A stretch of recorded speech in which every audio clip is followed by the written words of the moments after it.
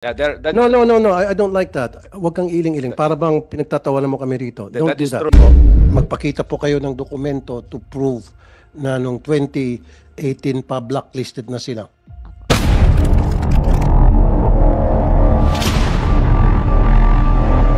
$50 million is $50 million. That's a lot of money. Okay, so wala naman kayong pagagamitan. So, solid nyo na lang. I-realign na lang daw, sabi ni Madam Chair. Mr. Chair, Okay. Madam Chair, because when he reported to us, he presented something that I think the department needs. So maybe request him to explain and to expound on the achievements that they've done. Kasi, sir, sa enforcement kasi ang binanggit nyo, kaya kayo nagkaroon ng confidential fund. Kung enforcement, PNP yan, and customs. O, no customs, okay. Well then, dapat yung confidential fund mabigay doon sa PNP para sila na ang bibili ng mga information na magagawa ng surveillance tungkol doon sa mga smuggler. Or, pagdating kasi sa smuggling, customs po talaga, Madam Chair. Meron kasing... Na customs kasi, nagpasa na kami nung anti-smuggling law in 2016, walang nahuli. 7 years walang nahuli, walang nakasuhan. So ngayon, yung filing of cases would be done by the DOJ and the enforcement by the PNP and other law enforcement agencies. Nilagay namin sa batas. So that means papasok na po yung PNP sa loob ng PN? Yeah. Yep. That will open to corruption. At least, before, wala yung BOC, wala silang nahuli. 7 years. Wala po tayong napakulong na I agree. for 7 years. So siguro po... Pero hindi naman purely PNP, basta they call it the Enforcement Council. The enforcement group and filing of cases would be the DOJ and the enforcement would be the enforcement group, and then yung policy would be done by the different department. It's in the law. Ayun. We have pass it in the law. We have finished it. Maybe- Nag-amendment lang ang minority. Sa amendment. Okay, sige po, ako po yung magagawa ng amendment and para sa akin, hindi po karapat-dapat ang PNP ang gagawa ng enforcement when it comes po anti-smuggling.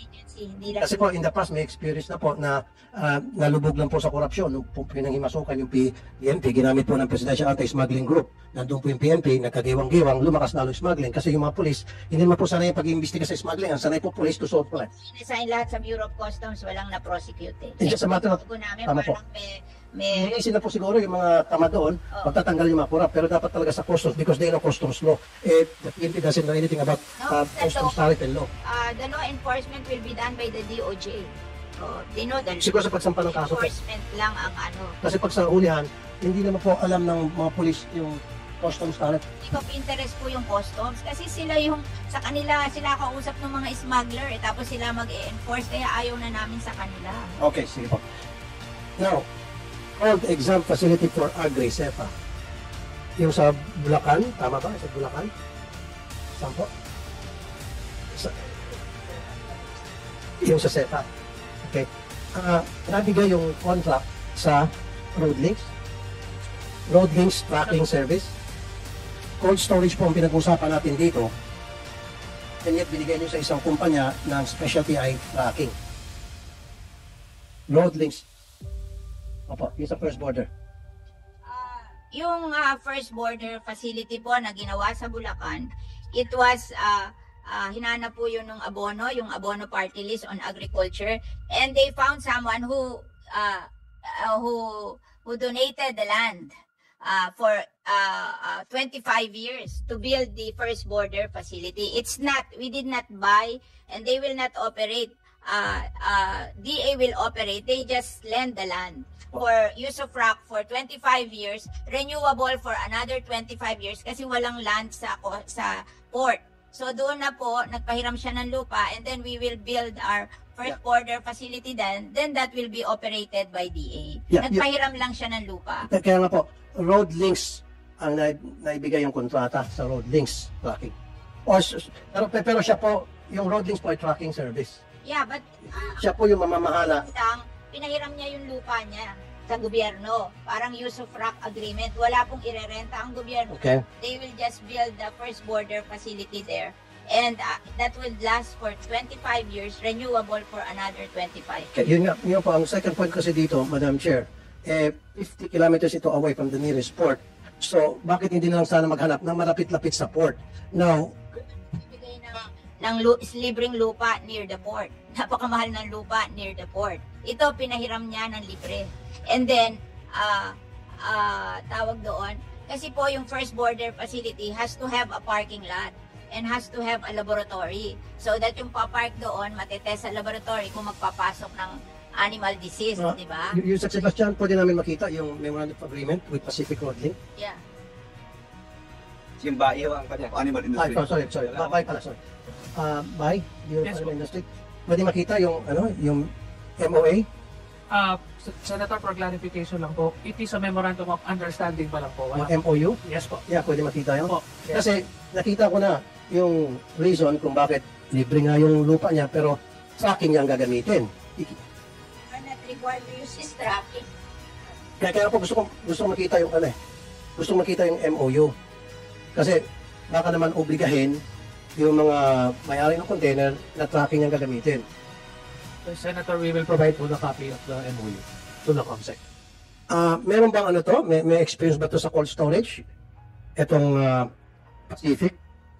Wala naman siyang Ito gagawin. road mix? Pinahiram niya lang yung lupa, tayo magtatayo ng ating facility. Okay. Parang pinahiram niya lang yung lupa, so Okay. the government will build the facility. Oh, I see. Pakialam doon sa Okay, good.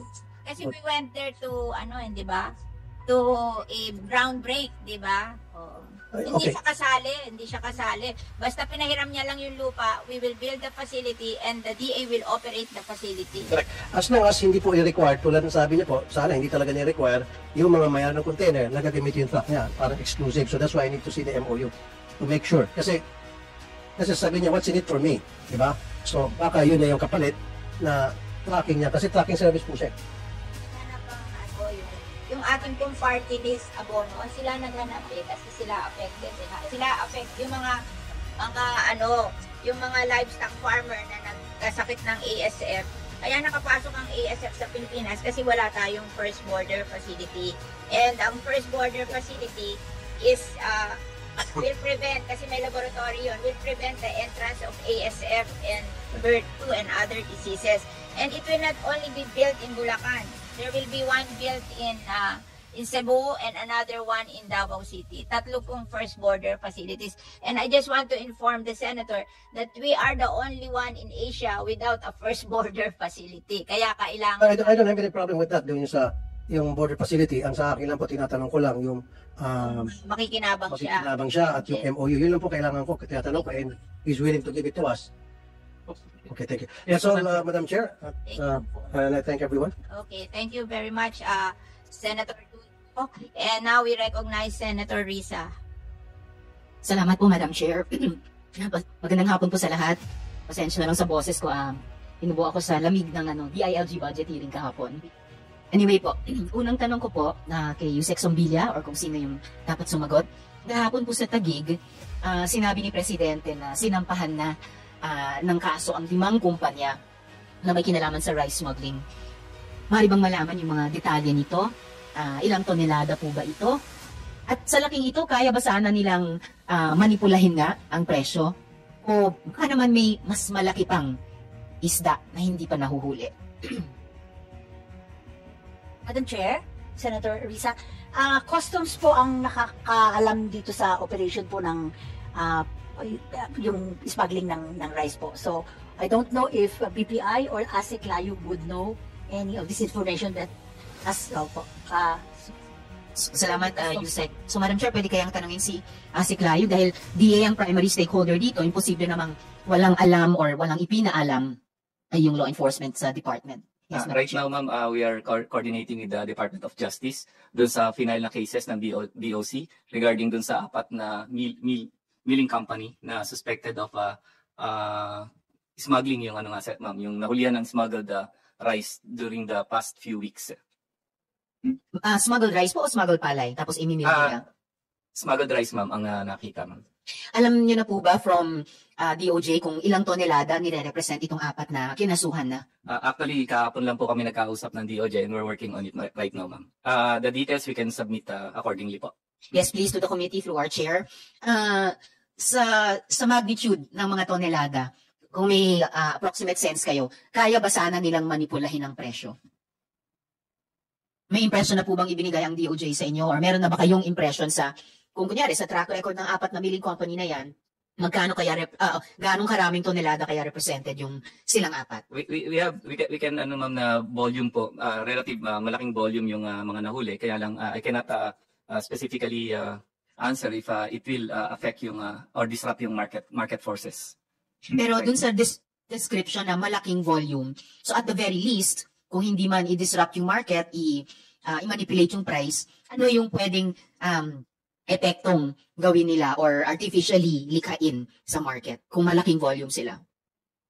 Sorry ma'am, but I'm not an expert in that regard. Ang ano lang isa to implement yung what is the regulation and the law. And then ang ano lang dun sa mga nahuli na kinasuhan ngayon ma'am, part of it ang iniimbestigahan natin is may local palay din sila. So that's where we will be coming in actually with BPI and BI. We already requested this morning, we made a memo this morning requesting yung investigation nung mga local palay naman nakasama within the mill na nahuli po. Interesting po yun, yung local palay. Mamaya may iba pa ako mga tanong kaugnay niyan. Pero lastly, Asik Layog, dito sa unang tanong ko, sa tingin niyo ba or sa tingin ba ng DOJ, may mas malaki pang isda or mga isda na hindi pa nahuhuli? We are into that ma'am track. We are still investigating, so it will be premature for me to outright make a comment on that. But be rest assured that we are investigating some more and digging deeper kung nasa ng network na to. Thank you. Salamat po. And as you dig deeper at inaalam niyo yung extent ng network na ito, I hope that will be part of the information you will furnish through our chair to the committee. Yes, ma'am. Ma'am, if I may, yes, ma'am, about Madam Chair, about the confidential fund. I would just like to the executive committee when we discussed yung need for under your wisdom and the guidance din po, if the department really can use the confidential fund to also investigate, especially we have quarantine powers under the food safety law and the Price Act also, and even in the meat code where we have the power for we are mandated to conduct surveillance, market surveillance and market inspection. And also yung sa mga imports natin, ma'am, nandyan tayo. So may mga quarantine powers po ang mga FSRA natin, ang Food Safety Regulation Agencies like BAI, BPI and BIFAR and also NMIS na will also need sana some support para naman mapatibay natin yung mga surveillance operation and ma-reinforce po itong mga accomplishment na nasimulan na rin ng DA po. Actually, yes, Madam Chair. I just want to comment that if Senator Tulfo will make a big issue out of it, you just follow him in what you will do with the 50 million.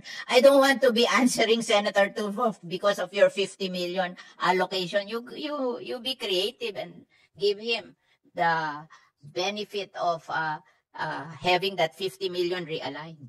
Ako, that's my opinion. I'm just being practical, di ba? Salamat, Madam Chair. Actually, hindi ko rin naman balak itanong yung confi funds ng DA. No? Pero since you have the advice already from the chair herself, I can only suggest you follow her advice. Senator Risa, asawa mo kasi police before. So you understand those confidential funds. But if they will make a big issue out of it, we don't need that. And of course, ang PNP naman isa sa mga public safety institutions natin na talagang dapat may confi at intel funds. So, just to my next question, Yusek Sombilia, sa ibang commodities pa po, tulad ng sibuyas at yung walang kamatayang asukal, ano bang ginagawa ng ahensya, ng department, para mahuli at kasuhan din po yung mga smugglers at price manipulators? Salamat, Senator. Same din po na they are now into inspecting the warehouses, and if there are any anomalies that are being that is observed, kinakasuhan din po. Actually si Asik Layog din po yung humahawak sa sibuyas na kaso. So I would like Asik Layog to explain what is already the update with regards to those incidences. Salamat, Madam Chair. Yes, please, Asik Layog, sana balitang hindi nakakaiyak tungkol sa sibuyas. Sibuyas, ma'am. Sana good news. We have around 20 consignees already na on deck for filing of cases under the 10845. Right now, we filed 40 cases already under the Anti-Agricultural Smuggling Law or Act. And then another 10 under Food Safety Act. And then another one for meat code, under the violation of meat code.